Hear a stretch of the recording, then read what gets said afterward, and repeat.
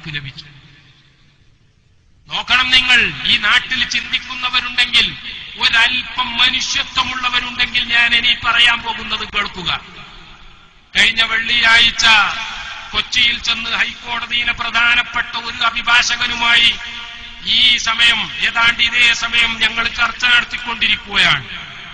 പ്രധാനപ്പെട്ട അഭിഭാഷകൻ ഷായറെ മുബാറക്കിനെതിരെ നമ്മുടെ മറുവിഭാഗം കൊടുത്ത പെറ്റീഷന്റെ കോപ്പി കാണിച്ചുകൊണ്ട് വായിച്ചു തന്നതിന് ശേഷം ഞങ്ങളുടെ കയ്യിൽ തന്നു. വായിച്ചപ്പോൾ ഞെട്ടിപ്പോയി പ്രിയപ്പെട്ട സഹോദരന്മാരെ.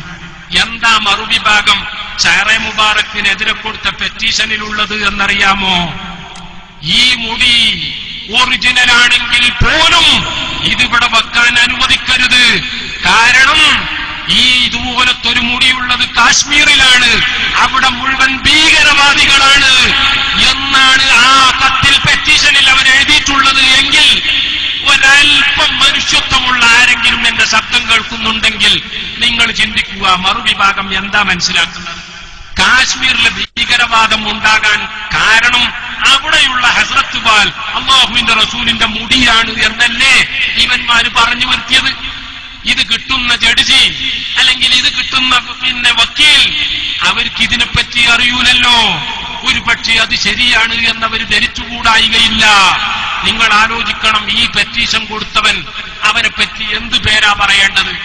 മുനാഫിക്ക് എന്നാണോ, യഹൂദി എന്നാണോ, സിയോണിസ്റ്റ് എന്നാണോ, നിരീശ്വരവാദി എന്നാണോ, മറ്റെന്തോ പേരാണോ? നിങ്ങൾ തീരുമാനിക്കൂ. ഞാനൊരു പ്രകോപനമുണ്ടാക്കാൻ വേണ്ടി പറയുകയല്ല.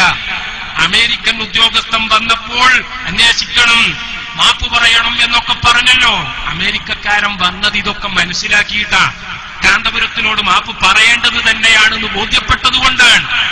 വക്കീലിന് ഹൈക്കോടതിയിൽ കൊടുത്ത കേസിൽ ഈ മുടി ഒറിജിനലാണെങ്കിൽ തന്നെ ഇത് വെക്കാനോ സൂക്ഷിക്കാനോ അനുവദിക്കരുത്.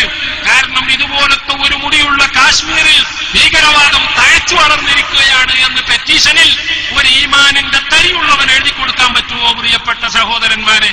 അത് എഴുതി കൊടുത്താൽ ഇവന്റെ വിശ്വാസം എന്താണ്? അല്ലാഹുവിന്റെ റസൂലിന്റെ ഒരു മുടിയുണ്ടായതുകൊണ്ട് യുദ്ധം വരെ വിജയിക്കാൻ കഴിഞ്ഞു എന്നാണ് സ്വഹാബാക്കളുടെ വിശ്വാസമെങ്കിൽ ഉമ്മഹാത്തുൽ മുഅ്മിനീങ്ങൾ ആ മുടി സൂക്ഷിച്ചുകൊണ്ട് തങ്ങളുടെ ഭൗതികവും അഭൗതികവുമായ മുഴുവൻ പ്രശ്നങ്ങൾക്കും പരിഹാരമാണത് എന്ന് കരുതിയിരുന്നു എങ്കിൽ അഹ്മദ് ഇബ്നു ഹംബൽ റളിയല്ലാഹു അൻഹുവിനെ പോലെയുള്ള മഹാന്മാർ മുഴുവൻ അവരുടെ കുട്ടികൾക്കും മക്കൾക്കും മുഹിബ്ബീങ്ങൾക്കുമൊക്കെ ഇതിട്ട വെള്ളം കൊടുത്തിരുന്നു എങ്കിൽ അത് തങ്ങളുടെ ഇഹപര വിജയത്തിന്റെ അടിസ്ഥാനമാണ് എന്നാണ് മനസ്സിലാക്കിയിരുന്നെങ്കിൽ മറുവിഭാഗം മനസ്സിലാക്കിയത് ഈ മുടി ഭീകരവാദത്തിലേക്ക് നമ്മെ എത്തിക്കും എന്നാണ്. നഊദു ബില്ലാഹ്. മുർത്തദ്ദാകാൻ ഇനി വല്ലതും വേണം. ഞാൻ അവസാനിപ്പിക്കുകയാണ്. ബഹുമാനപ്പെട്ട കാന്തപുരം ഉസ്താദും മർക്കസും ലോകത്തിൽ എന്ത് ചെയ്തു അത് എല്ലാവരും മനസ്സിലാക്കി. ഇന്ത്യയുടെ മുൻ president doctor APJ Abdul Kalam ഏതാനും ആഴ്ചകൾക്ക് മുമ്പ് മർക്കസിൽ വന്നു. അദ്ദേഹം പറഞ്ഞു, ഞാൻ ലോകത്തൊരുപാട് രാജ്യത്ത് പോയിട്ടുണ്ട്. ഞാൻ യൂറോപ്പിലും അമേരിക്കയിലും ഏഷ്യയിലെ ഒരുപാട് രാജ്യങ്ങളിലും പോയിട്ടുണ്ട്. ഞാൻ നാസയിൽ പോയിട്ടുണ്ട്. മുസ്ലിം ശാസ്ത്രജ്ഞന്മാരെ എനിക്ക് ഇഷ്ടം പോലെ പരിചയമുണ്ട്. അന്താരാഷ്ട്ര മുസ്ലിം പണ്ഡിതന്മാരെ എനിക്ക് പരിചയമുണ്ട്. പക്ഷേ ഞാൻ ഉൾക്കൊള്ളുന്ന ഇസ്ലാം എന്ന പ്രസ്ഥാനത്തിന് വേണ്ടി ബൗദ്ധികമായി ബുദ്ധിപരമായി ഇത്രയും വലിയൊരു സേവനം ചെയ്യുന്ന ഒരു പ്രസ്ഥാനത്തെയോ ഒരു നേതാവിനെയോ ലോകത്തെവിടെയും എനിക്ക് കാണാൻ പറ്റിയിട്ടില്ല എന്ന് APJ അബ്ദുൽ കലാം പറഞ്ഞു. എന്ന് മാത്രമല്ല, ഡൽഹിയിൽ നിങ്ങളുടെ പ്രവർത്തനം ആരംഭിക്കണം എന്ന് പറയുക കൂടി ചെയ്തപ്പോൾ ഞങ്ങൾ പറഞ്ഞു, ഡൽഹിയിൽ ഞങ്ങൾ ചെറിയ രീതിയിൽ ആരംഭിച്ചിട്ടുണ്ട്.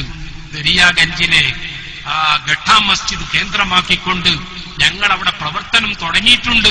നിങ്ങൾ ഞങ്ങൾക്ക് ചില സൗകര്യങ്ങൾ ചെയ്തു തരികയാണെങ്കിൽ ഞങ്ങളുടെ പ്രവർത്തനം ഇനിയും വിപുലപ്പെടുത്താം. പ്രിയപ്പെട്ട സഹോദരന്മാർ, കാന്തപുരത്തെ മർക്കസിനെ നേരിട്ട് മനസ്സിലാക്കിയ ആളുകളുടെ അവസ്ഥ ഞാൻ ആലോചിക്കുകയാണ്. കഴിഞ്ഞ വ്യാഴാഴ്ച ഉച്ചയ്ക്ക് ശേഷം മർക്കസിൽ ഒരു